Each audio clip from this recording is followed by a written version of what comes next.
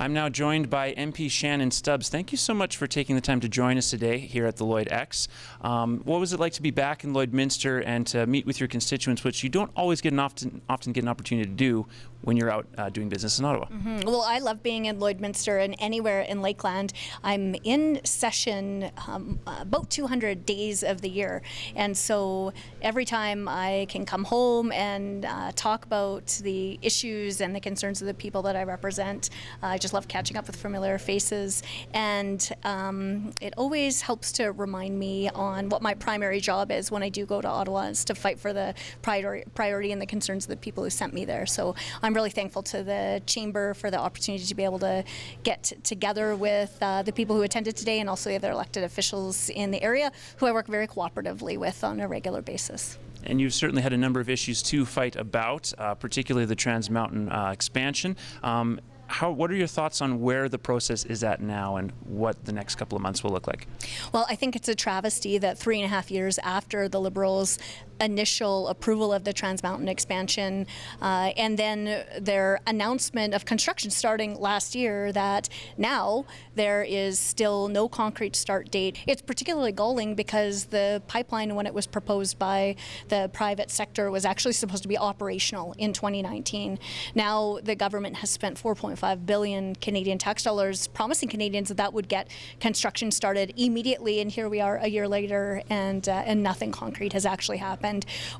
Conservatives have been strong advocates for the completion of the Trans Mountain expansion, but also for the private sector to be able to build major crucial energy infrastructure to all coasts in Canada, to be able to diversify Canada's export markets for Canadian energy, which is world class. And speaking of world class, one of the industries that has been a struggle recently because of bans from China, of course, is the Canola Ban. What does the next couple of months look like in that regard? Because that has obviously affected many people in this area in Alberta and certainly in Saskatchewan as well.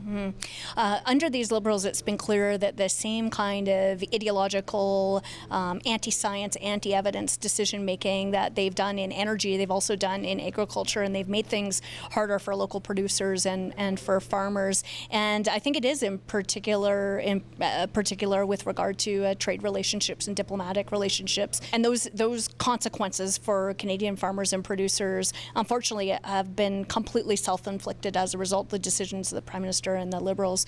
We urged the Liberals months ago to immediately appoint a new ambassador to China, which they haven't had for, I think, more than a year at this point, to immediately refer the dispute over agricultural products between China and Canada to the WTO for an independent arbitration, and then also to stop any Canadian tax dollars in the multi-million-dollar Asian infrastructure bank that the Liberals have set up, which is going to build pipelines and major infrastructure in China right now, to stop that immediately. And still to this day, they haven't done any of those things. So we'll keep fighting for the farmers and producers who were impacted by those decisions, and also for the Canadian lives that are at stake in China.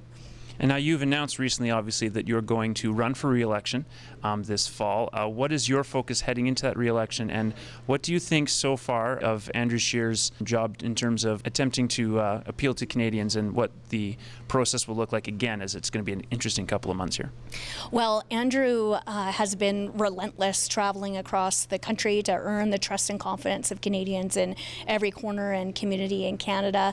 We as Conservatives know that the consequences of the Liberals' policy and legislation over the last 4 years is to make life less affordable for Canadians and for their families and for their businesses. Andrew has been a very strong advocate, in particular, of Western energy resources and the importance of energy and of pipelines to the entire Canadian economy. I know that he'll continue to travel the country, and in particular to secure the votes of communities and voters in other parts of the country where we need to win.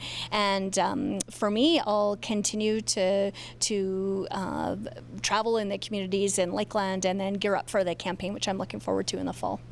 Again, thank you very much for joining us. That was Shannon Stubbs stopping in Lloydminster to talk to constituents and looking ahead to a very busy fall election.